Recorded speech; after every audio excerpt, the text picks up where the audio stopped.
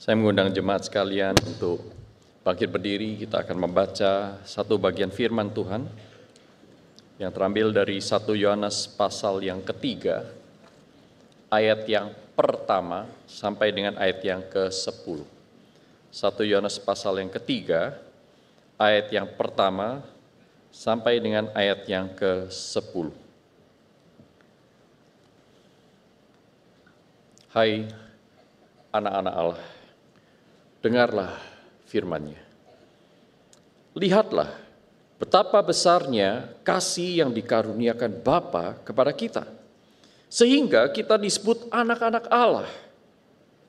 Dan memang kita adalah anak-anak Allah. Karena itu dunia tidak mengenal kita, sebab dunia tidak mengenal Dia. Saudara-saudara yang terkasih, sekarang kita adalah anak-anak Allah, tetapi keadaan kita kelak belum dinyatakan. Namun kita tahu bahwa apabila Kristus dinyatakan, kita akan menjadi sama seperti Dia, sebab kita akan melihat Dia dalam keadaannya yang sebenarnya. Ayat yang ketiga, setiap orang yang menaruh pengharapan itu kepadanya menyucikan diri sama seperti Dia adalah suci. Setiap orang yang berbuat dosa melanggar hukum Allah juga, sebab dosa adalah pelanggaran hukum Allah. Kamu tahu bahwa Ia telah menyatakan dirinya supaya Ia menghapus segala dosa, dan di dalam Dia tidak ada dosa. Setiap orang yang tetap tinggal di dalam Dia tidak berbuat dosa lagi.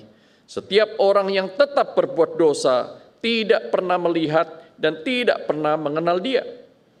Anak-anak, janganlah membiarkan seorang pun menyesatkan kamu. Siapa yang melakukan kebenaran adalah benar, sama seperti Dia adalah benar. Siapa yang tetap berbuat dosa berasal dari iblis, sebab sejak semula iblis terus-menerus berbuat dosa. Untuk inilah anak Allah menyatakan dirinya, yaitu supaya Ia membinasakan perbuatan-perbuatan iblis. Setiap orang yang lahir dari Allah tidak terus-menerus berbuat dosa, sebab benih ilahi tetap ada di dalam dia, dan ia tidak dapat terus-menerus berbuat dosa, karena ia lahir dari Allah. Inilah tanda anak-anak Allah dan anak-anak iblis. Setiap orang yang tidak melakukan kebenaran tidak berasal dari Allah. Demikian juga siapa yang tidak mengasihi saudaranya. Demikianlah firman Tuhan yang selalu memimpin kita kepada kebenaran. Tidak ada celah, di dalamnya hanya ada kesucian. Memimpin saudara dan saya untuk semakin hidup benar, suci, dan saleh di hadapan Allah. Mari kita berdoa. Tuhan, pimpin kami, orang-orang yang masih bergumul dengan keberdosaan dan dosa-dosa kami. Celikkan mata hati kami dengan firman-Mu. Buai hati kami dengan Roh Kudus-Mu, sehingga kami lebih mencintai Engkau daripada dunia, kesucian daripada kenajisan, kebenaran daripada dosa-dosa kami. Dalam nama Tuhan Yesus Kristus kami naikkan doa ini. Amin. Silakan duduk.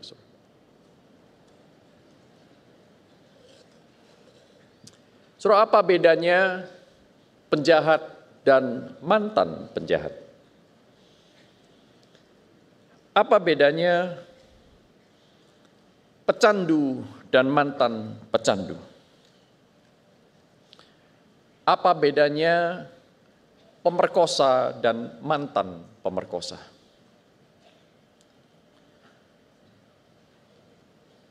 Hari ini kita akan memikirkan bersama bukan apa bedanya pacar dan mantan pacar, tetapi apa bedanya pendosa dan mantan pendosa. Dari 1 Yohanes 3 ayat 9 tadi yang kita sudah baca, bukankah di sana dikatakan setiap orang yang lahir dari Allah tidak berbuat dosa lagi? Jadi apakah mungkin anak Allah tidak berdosa lagi selama hidup di dunia?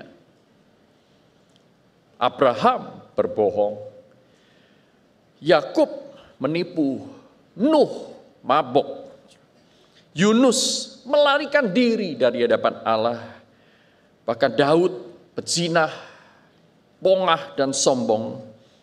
Petrus menyangkal Yesus.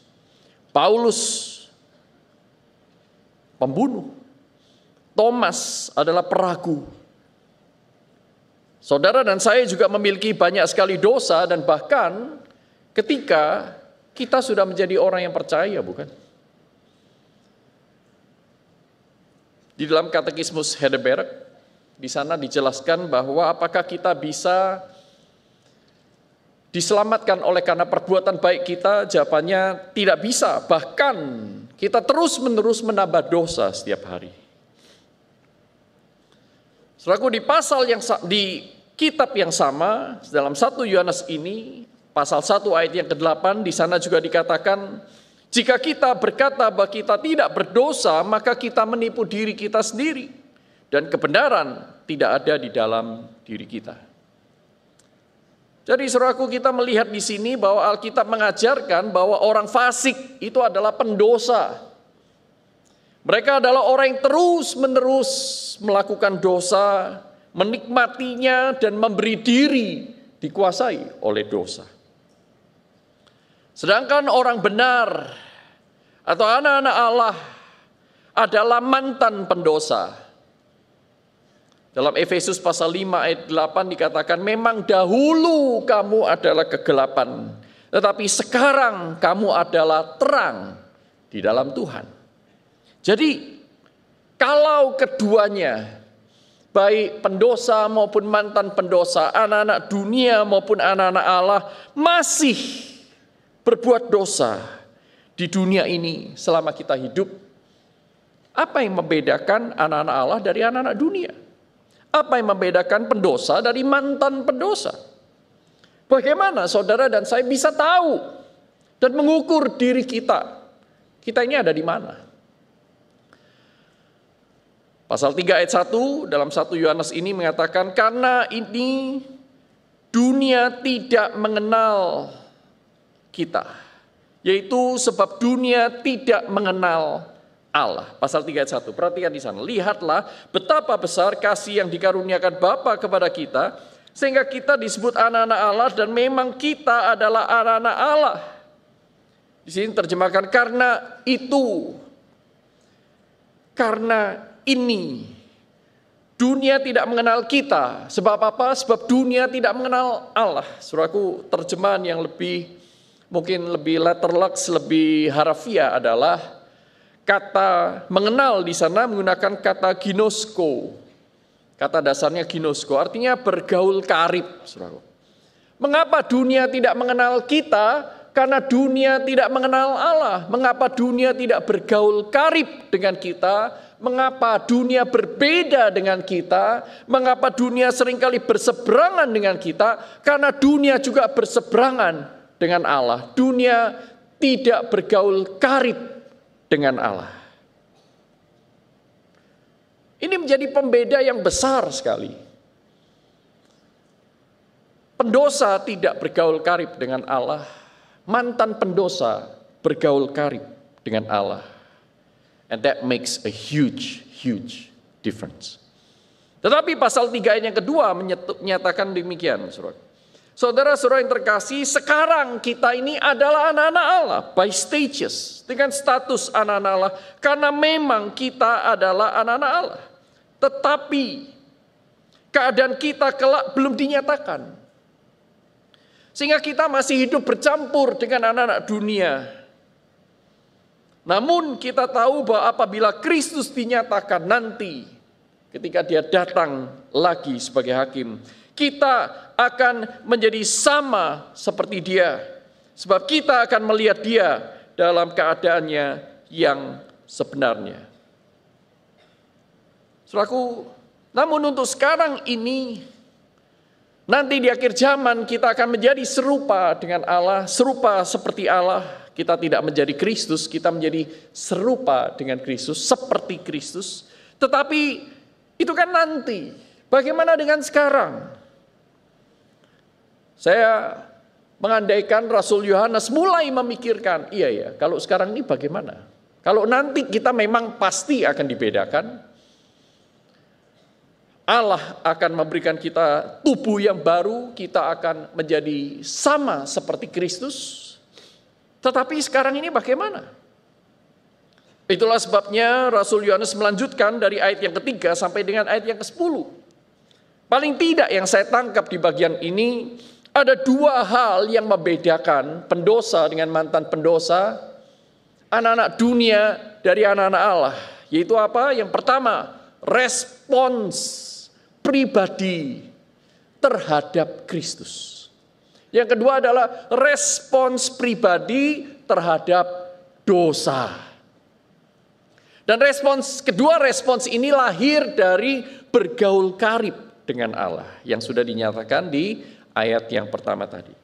Pertama, saudaraku, mari kita lihat respons terhadap Kristus. Bagaimana orang berdosa menghadapi dosanya di dalam respons mereka terhadap Kristus, yaitu bahwa mereka menaruh pengharapan kepada Kristus dan mengakui dosanya. Saudara perhatikan dalam ayat 3 sampai dengan ayat yang ke-5a dalam 1 Yohanes pasal 3 ini. Dikatakan di sana, setiap orang yang menaruh pengharapan itu kepada Kristus menyucikan diri sama seperti Kristus adalah suci. Setiap orang yang berbuat dosa melanggar hukum Allah juga, sebab dosa ialah pelanggaran hukum Allah. Kami tahu bahwa Ia telah menyatakan dirinya supaya Ia menghapus segala dosa, dan di dalam Dia tidak ada dosa. Saudara perhatikan di sini, anak-anak Allah menaruh pengharapan, yaitu apa? Penebusan dan pengampunan dosa yang sudah dilakukan oleh Kristus. Mereka mengenal Kristus sebagai penebus dosa. Mereka mengenal Kristus sebagai pengampun. Itulah sebabnya anak-anak Allah ketika mereka melihat dirinya penuh dengan dosa, mereka datang kepada Allah, menaruh pengharapan bahwa ada jalan keluar terhadap keberdosaan saya. Ada pengampunan, ada kehidupan baru yang ditawarkan oleh Kristus kepada setiap orang yang percaya kepadanya. Anak-anak Allah melihat firman itu, mendengarnya, merenungkannya, dan hatinya bersuka cita karena mereka percaya ada pengharapan bagi hidupku yang sudah hancur dan penuh dosa ini. Dan bukan hanya mereka menaruh pengharapan kepada Kristus karena mereka beriman dan percaya kepada firman Allah yang sejati itu. Tetapi mereka juga akhirnya secara aktif menyucikan diri. Ayat 3b disebutkan, setiap orang yang menaruh pengharapan itu kepadanya menyucikan diri, sama seperti dia adalah suci. Kalau saudara percaya sebuah sabun bisa membersihkan kotoran di tubuh Anda, maka Anda bukan hanya percaya sabun ini, tetapi Anda tidak pernah mandi dengan sabun itu. Maka seorang yang menaruh pengharapan kepada Kristus tidak berhenti di sana, dia datang menghampiri Kristus, mengakuinya, dan memberikan diri untuk disucikan oleh Kristus melalui firman dan melalui pekerjaan Roh Kudus-Nya. Saudaraku, dikatakan dalam Yohanes pasal 17, Tuhan, sucikanlah mereka di dalam kebenaran, firman-Mu adalah kebenaran. Dan dalam bagian yang lain dalam Injil Yohanes dikatakan Roh itu, sahabat itu, Parakletos itu, the comforter, penghibur, diberikan untuk mendakwa kita. Memberitahukan kepada kita bagian mana dalam diri kita yang kotor. Sehingga muncul kesadaran-kesadaran baru. Aduh, cilaka. Aku sudah berbuat dosa. Aduh, cilaka. Aku sudah melukai hati Allah dan sesama. Bukan, aduh, cilaka, ketahuan deh. Lain kali aku harus lebih bagus lagi. Bukan. Tetapi orang-orang di mana Roh Kudus bekerja dan firman itu memberikan terang bagi jalan mereka, mereka sadar Mereka tidak sedang dihukum oleh Allah, tetapi mereka sedang diajak untuk mendekat, menyucikan diri mereka. Anak-anak Allah yang sejati secara aktif menyucikan diri. Bukan berarti mereka tidak kotor, tidak. Justru karena mereka kotor, mereka menyucikan diri. Justru karena saudara dan saya mengaku, saya ini orang berdosa, saya tidak layak.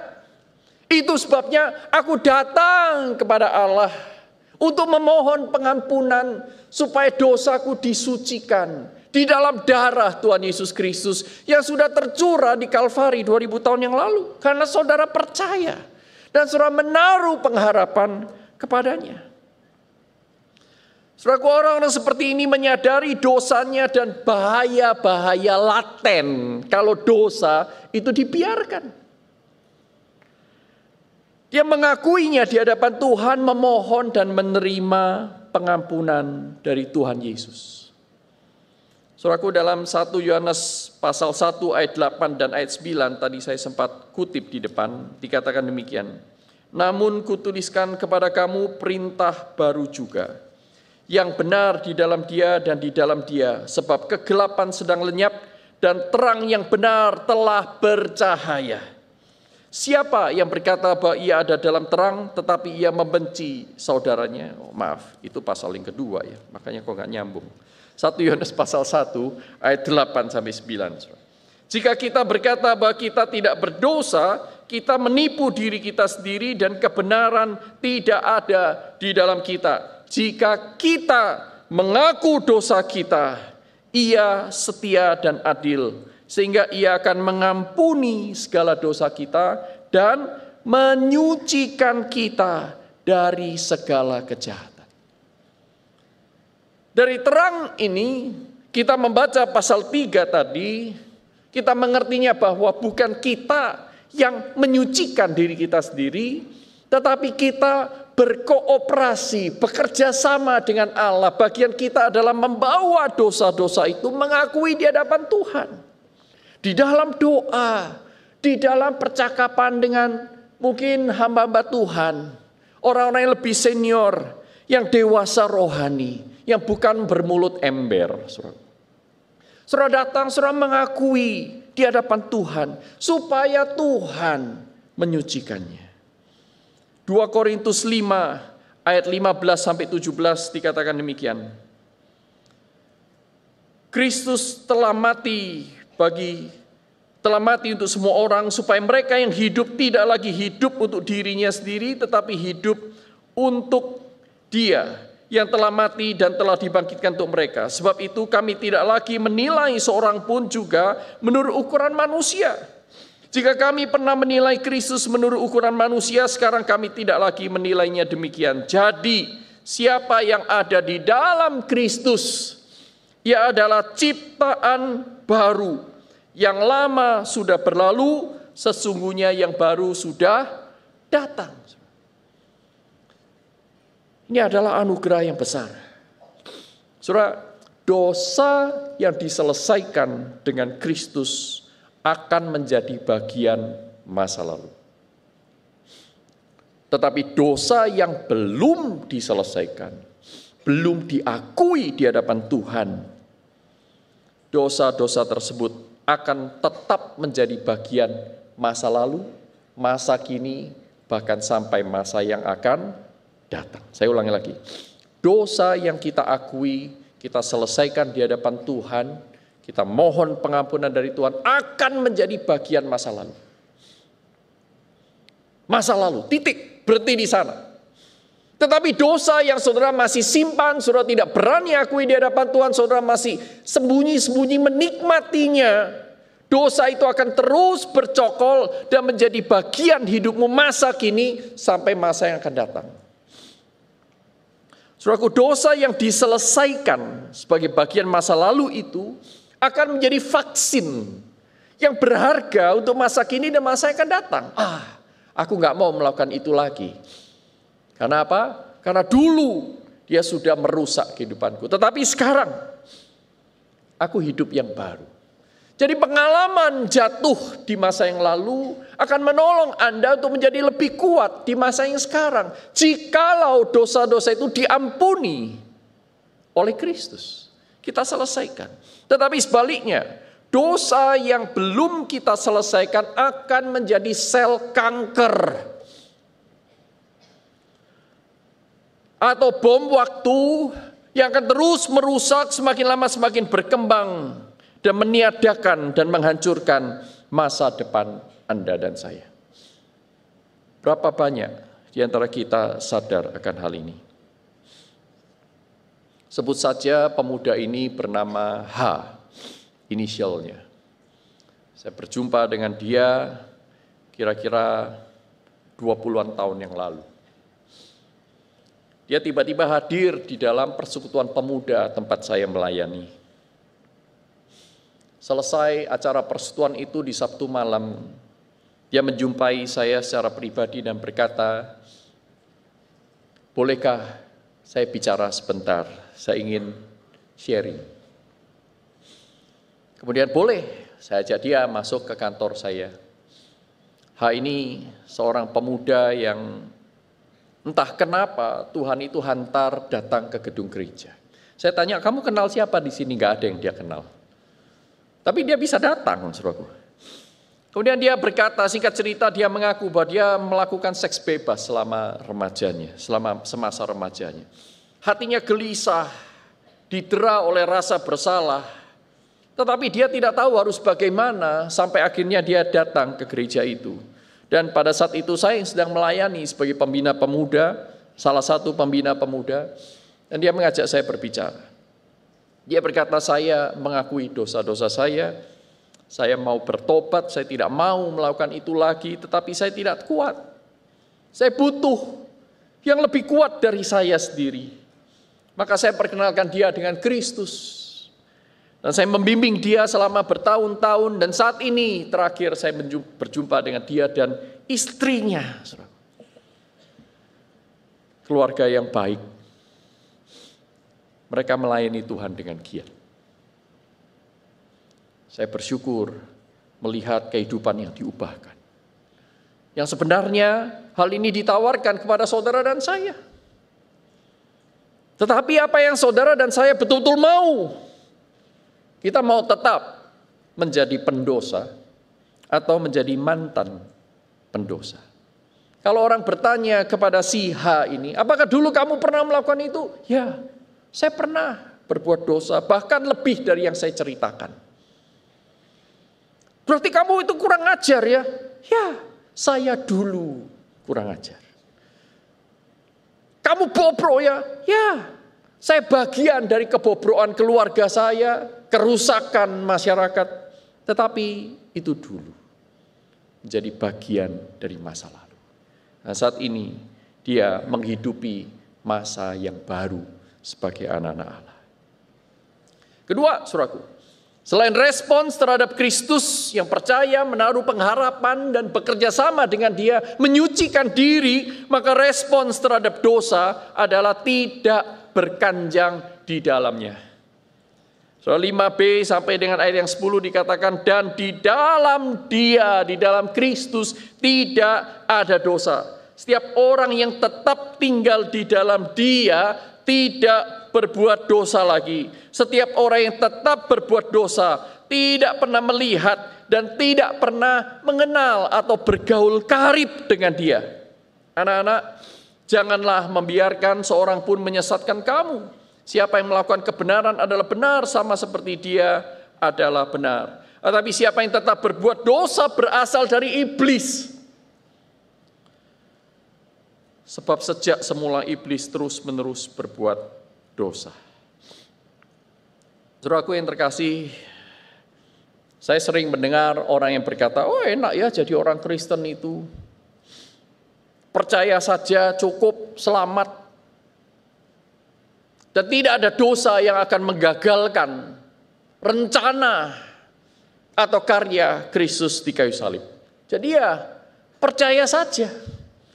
Dibaptis di hadapan ribuan orang. Dan kemudian tidak ada perubahan di dalam dirinya. Toh, Tuhan masih sayang kepadaku, bukan? Bahkan beraninya mengutip-ngutip Alkitab. Lihat, salah seorang penjahat di samping Tuhan Yesus. Dia tidak berbuat apa-apa. Tapi Tuhan berkata kepadanya, hari ini kau bersama dengan aku di Firdaus. Jadi boleh dong hidup saya sembarangan. Toh Allah sudah menyelamatkan, aku sudah ditetapkan. Wah, dahsyat, saudara. Menggunakan doktrin teologi yang muluk-muluk untuk membenarkan kehidupannya dalam dosa. Sayangnya doktrin itu hanya dipelajari sebagian dan dangkal. Jadi enak toh, yang penting percaya pasti selamat dan berbuat dosa tidak akan membatalkannya. Jadi ya yang penting saya ke gereja, yang penting saya terlibat pelayanan, aktivitas, that's it. Saudaraku, banyak ajaran keliru di antara kekristenan zaman ini. Keselamatan hanya oleh iman, iya betul, tetapi iman itu bukan iman yang berhenti dipercaya. Iman yang sejati adalah iman yang menyucikan diri. Iman yang sejati adalah iman yang membuat Anda dan saya tinggal di dalam Dia. Dan di dalam Dia tidak ada dosa. Jadi betulkah kita ini sebenarnya orang-orang Kristen? Tinggal di dalam Dia. Atau kita hanya mampir-mampir saja. Kata tinggal itu menggunakan kata meno, artinya stay, remain, seperti at home. Menjadikan sesuatu itu rumahnya. Dia tinggal di sana, by default dia ada di sana. Tinggal di dalam Kristus berarti menjadikan Kristus itu rumah. Bukan hotel. Bahkan bukan kos-kosan yang sekalipun untuk sementara waktu sering kita di sana, tapi sebagian besar seumur hidup kita tidak di sana lagi. Saudara, keselamatan betul hanya oleh iman. Betul, saudara dan saya masih bisa jatuh dalam dosa dan kita tetap diselamatkan. Tetapi itu bukan berarti satu surat izin untuk tetap tinggal di dalam dosa karena kita sudah tinggal di dalam Kristus. Pasal 6 ayat 1 dari surat Roma, Paulus berkata, bolehkah kita bertekun dalam dosa supaya semakin bertambah kasih karunia itu? Paulus berkata, sekali-kali tidak. Saudaraku, anak-anak dunia masih suka berdiam di dalam dosa dan membiarkan dosa berkuasa. Tetapi anak-anak Allah tidak berdiam dalam dosa dan tidak membiarkan dosa berkuasa. Jelas sekali. Saya ulangi sekali lagi, anak-anak dunia tetap tinggal di dalam dosa dan membiarkan dosa berkuasa atas dirinya. Tetapi anak-anak Allah tidak tinggal di dalam dosa dan tidak membiarkan dosa berkuasa. John Calvin mengatakan, tak seorang pun diperdamaikan dengan Allah melalui Kristus tanpa dibarui pula di dalam gambar Allah. Yang satu tidak dapat dipisahkan dari yang lain. Artinya apa? Diselamatkan dengan diperbarui. Itu tidak pernah terlepas. Seorang yang tinggal di dalam Allah akan terus-menerus diubahkan oleh Allah, berkooperasi dengan Allah untuk menghajar dosa, untuk tidak membiarkan dosa itu berkuasa, untuk melucuti satu persatu kuasa dosa yang mencengkramnya. Saudaraku, ada dua argumen yang secara singkat saya ingin sampaikan di sini. Mengapa anak-anak Allah tidak membiarkan dan terus berjuang melawan dosa? Karena mereka adalah mantan pendosa. Sebagai mantan pendosa yang terus berjuang dan tidak membiarkan dosa itu bercokol. Mengapa? Ada dua alasan. Alasan yang pertama adalah seperti disampaikan dalam 5b sampai 8 tadi, saudaraku, bahwa anak-anak Allah tidak tinggal di dalam dosa, tetapi mereka sudah hidup di dalam Kristus. Karena mereka tinggal di dalam Kristus, mereka tidak membiarkan dosa itu bercokol. Karena mereka sudah tinggal dalam Kristus, mereka sudah dipindahkan ke dalam Kristus dari dalam dosa. Saudaraku, di dalam Kristus itu tidak sama dengan kondisi anomia. Anomia, nomos itu artinya hukum. Anomia berarti tanpa hukum. Di dalam Kristus bukan berarti kita bebas di luar hukum, bebas melakukan apa saja, bukan. Atau juga bukan kondisi yang hyper grace, lawless grace. Anugerah yang membuat kita bebas dari seluruh standar-standar hukum Allah. Bukan, saudaraku. Jangan salah mengerti. Justru di dalam Kristus, saudara akan semakin tekun mengikuti hukumnya. Yaitu apa? Mengasihi Allah dengan segenap hati, segenap jiwa, segenap akal budi, dan segenap kekuatan. Dan yang kedua, mengasihi sesama manusia seperti diri sendiri.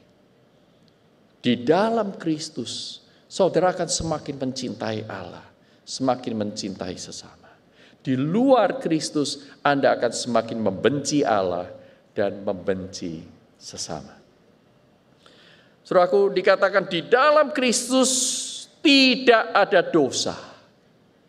Ya, Kristus tidak pernah berkompromi dengan dosa, itulah sebabnya dosa tidak pernah nyaman tinggal di dalam orang-orang yang mengasihi Allah. Tidak ada tempat nyaman bagi dosa di dalam Kristus. Mengapa? Karena mengenal Kristus, bergaul karib dengan Kristus, saudara dan saya semakin mengerti kebenaran Allah. Semakin mata kita dibukakan, mana yang betul-betul baik, mana yang hanya kelihatan baik.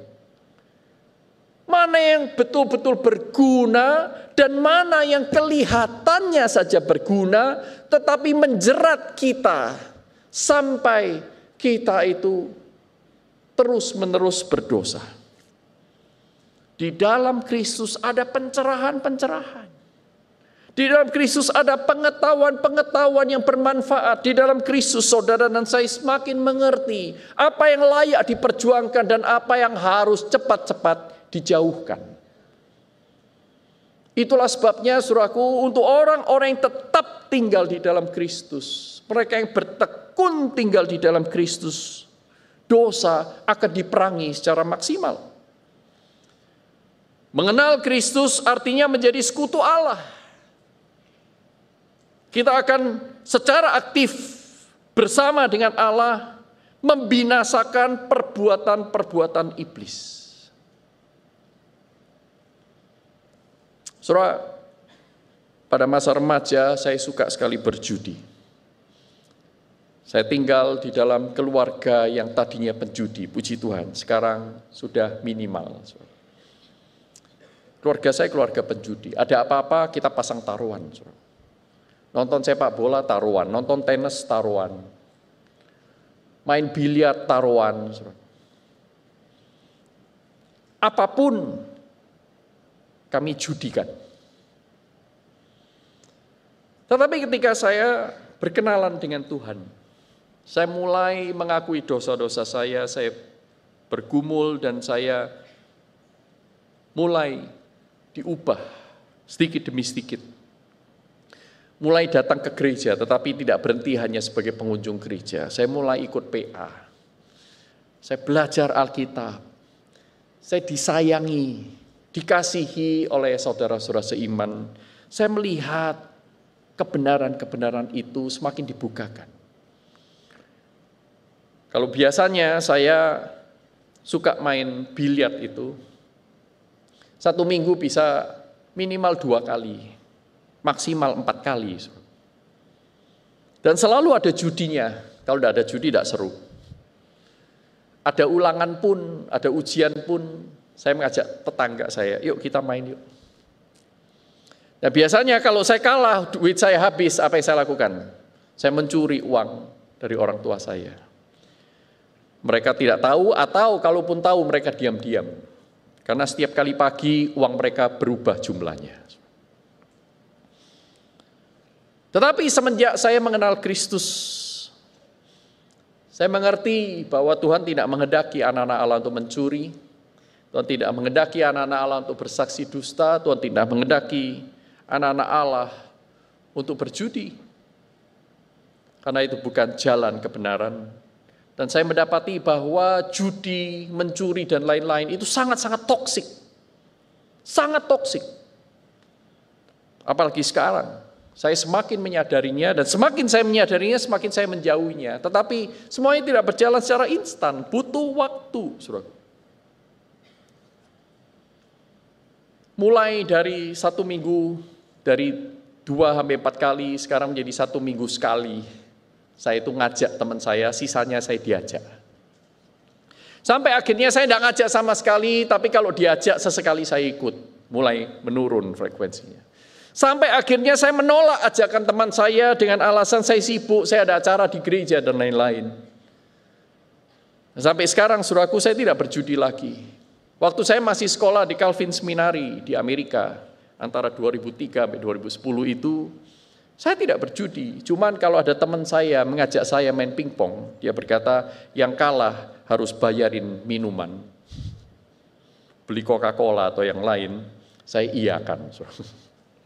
Karena buat saya ini spiritnya sudah berbeda. Spiritnya adalah sukacita, having fun. Cuman itu. Puji Tuhan. Bukan karena saya lebih baik daripada Anda. Tetapi karena Allah yang Maha Kuasa. Amin. Bukan karena saya. Saya lahir di tengah-tengah keluarga penjudi. Tarikan-tarikan judi itu besar sekali. Bahkan sampai sekarang kalau nonton bola itu selalu muncul skor kira-kira seperti berapa. Sekalipun belum tentu benar. Tetapi insting itu ada, cuman saya tidak mau menghidupinya. Saudaraku, argumen yang kedua, kalau argumen pertama tadi karena kita tinggal di dalam Kristus, argumen kedua adalah Kristus tinggal di dalam kita. Dalam ayat 9-10 dikatakan setiap orang yang lahir dari Allah tidak terus-menerus berbuat dosa sebab benih ilahi tetap ada di dalam dia. Perhatikan, tetap ada di dalam dia dan ia tidak dapat terus-menerus berbuat dosa. Karena ia lahir dari Allah, karena ada benih itu. Inilah tanda anak-anak Allah dan anak-anak iblis. Setiap orang yang tidak melakukan kebenaran, tidak bergaul dari Allah, tidak berasal dari Allah. Demikian juga siapa yang tidak mengasihi saudaranya. Saudaraku, perhatikan di sana lahir dari Allah, itu berarti memiliki benih ilahi di dalamnya. Tetap ada sampai selama-lamanya, jikalau orang itu betul-betul adalah anak-anak Allah. Dan benih ilahi ini muncul, hadir sebagai akibat dari persekutuan kita dengan Allah Tritunggal. Allah Bapa, Allah Anak, dan Allah Roh Kudus. Dan kehadiran Allah Tritunggal inilah yang tidak bisa kita campakkan begitu saja karena dia hadir di dalam kedaulatannya. Dia akan berbisik kepada Anda, bahkan seringkali dia berteriak kepada Anda dan saya ketika kita sudah berada di pinggir jurang. No, jangan. Dia akan memberikan kepada kita banyak sekali kejadian-kejadian yang di luar nalar kita. Allah berintervensi karena dia mengasihi saudara dan saya. Tetapi kalau kita terus-menerus mengeraskan diri, maka semua peringatan-peringatan Allah itu menjadi sayup-sayup, samar-samar. Saudaraku, perkataan benih itu menunjukkan bahwa ada perubahan, ada proses yang dibutuhkan untuk dia bertumbuh. Jadi pertumbuhan rohani itu ternyata tidak instan. Benih itu sudah diberikan. Nah, sekarang bagaimana saudara dan saya merespons, memberi waktu, memberi ruang, memberi asupan yang cukup untuk benih itu semakin bertumbuh dan tidak dihambat dan dihalang-halangi. Saudaraku, Kristus tinggal di dalam diri anak-anak Allah. Ini adalah sebuah jaminan bahwa benih itu bukan benih yang mudah mati, tetapi benih yang akan terus bertumbuh, tetapi pertumbuhannya bergantung kepada kerelaan saudara dan saya untuk berubah. Pertumbuhan apa ini maksud? Pertumbuhan pengenalan pribadi akan Allah. Pertumbuhan kekaripan kita dengan Allah. Keintiman saudara dan saya dengan Allah. Semakin saudara dan saya intim dengannya, semakin kita menjauhi dosa. Itulah sebabnya dosa tidak bisa terus-menerus bercokol. Dan orang yang di dalamnya Allah sudah memberikan benih ilahi itu tidak terus-menerus berdosa. Masih bisa jatuh dalam dosa? Masih. Karena satu dan lain hal. Ketika kita menjauhkan diri dari persekutuan anak-anak Tuhan, ketika kita mulai menjauhkan diri dari pergaulan yang karib dengan Allah, saudara dan saya semakin mudah untuk jatuh dalam dosa. Semakin saudara dan saya tidak memelihara kebugaran fisik, itu juga berpengaruh terhadap ketahanan rohani Anda untuk melawan dosa. Diakui atau tidak, sebagian besar kejatuhan kita lakukan ketika kita dalam kondisi lemah fisik. Dalam kondisi lemah mental juga. Kita lebih rentan jatuh dalam dosa. Tetapi saudara, dua alasan tadi mengapa kita tidak berkanjang di dalam dosa. Yang pertama, kita sudah tinggal di dalam Kristus. Kedua, Kristus tinggal di dalam kita. Kita tinggal di dalam Kristus, saya tambahkan lagi, artinya kita berada di dalam bagian komunitas juga. Anggota tubuh Kristus yang baru. Itulah sebabnya dalam Ibrani pasal 10 ayat 24 dan 25 dikatakan, janganlah engkau menjauhkan diri dari pertemuan-pertemuan ibadah seperti yang dibiasakan oleh beberapa orang, sehingga mereka begitu mudah jatuh. Maka hargailah waktu-waktu di mana Anda dalam tanda kutip distrukturkan, dijadwalkan untuk beribadah. Hargai, saudaraku. Karena ini waktu yang justru sangat kondusif untuk saudara dan saya mengarahkan diri berjumpa dengan Allah. Kalau semua struktur itu ditiadakan, saya yakin sekali saudara dan saya akan lebih mudah untuk jatuh dalam dosa. Kalau disuruh pilih pergi gereja atau tidak, jujur saja.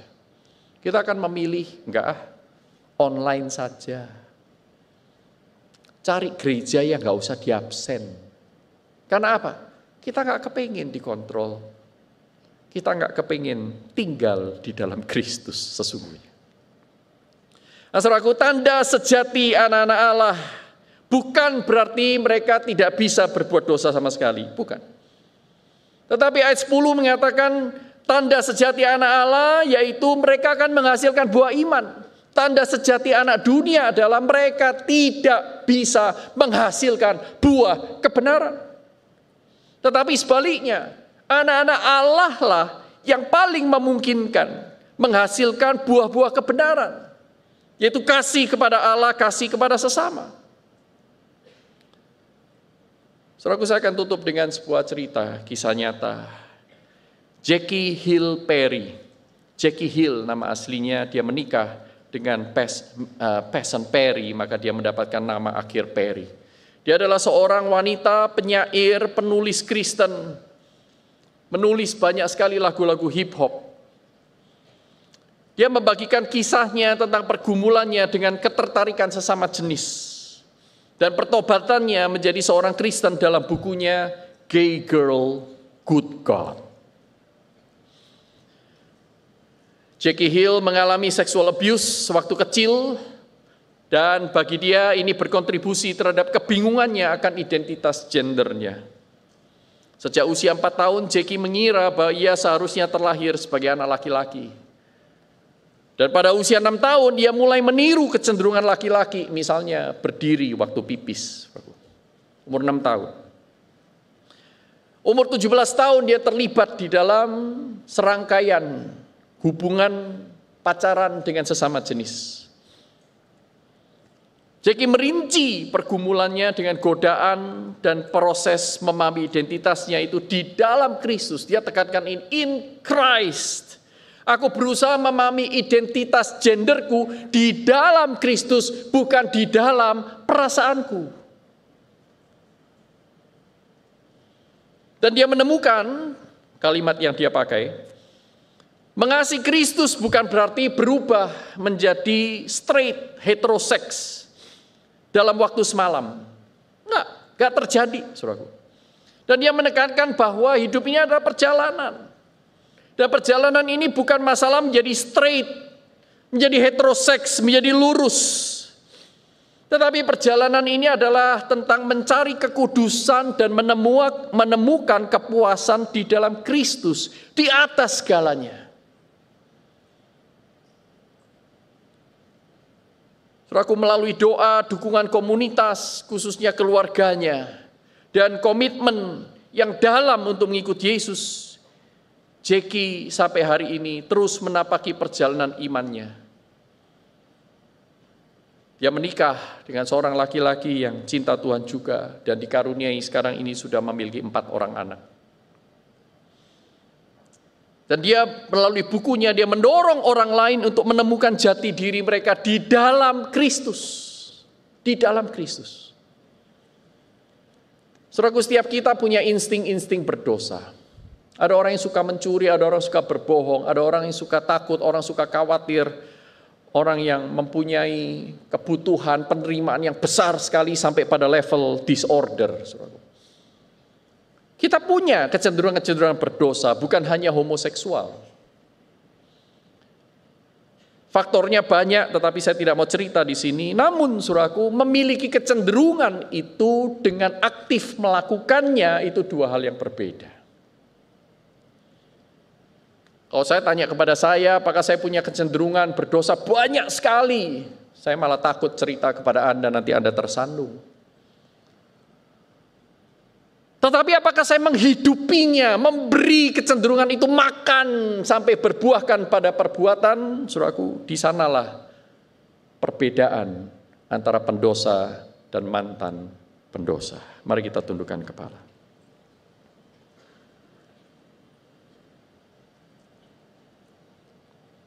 Di dalam waktu hening sejenak ini, saya ingin menanyakan beberapa pertanyaan untuk kita menilik dan mengukur diri.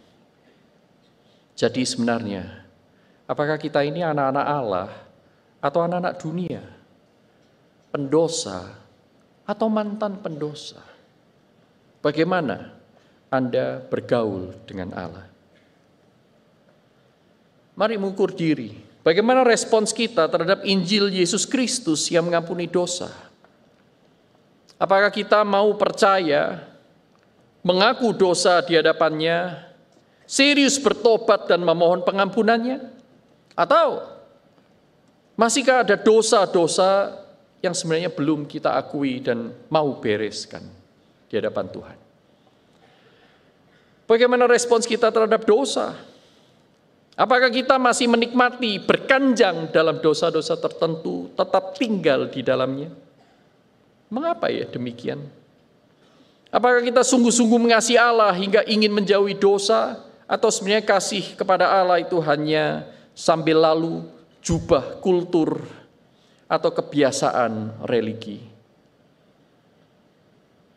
Apakah ada kerinduan mendekat kepadanya, taat untuk menghasilkan buah-buah kebenaran baginya?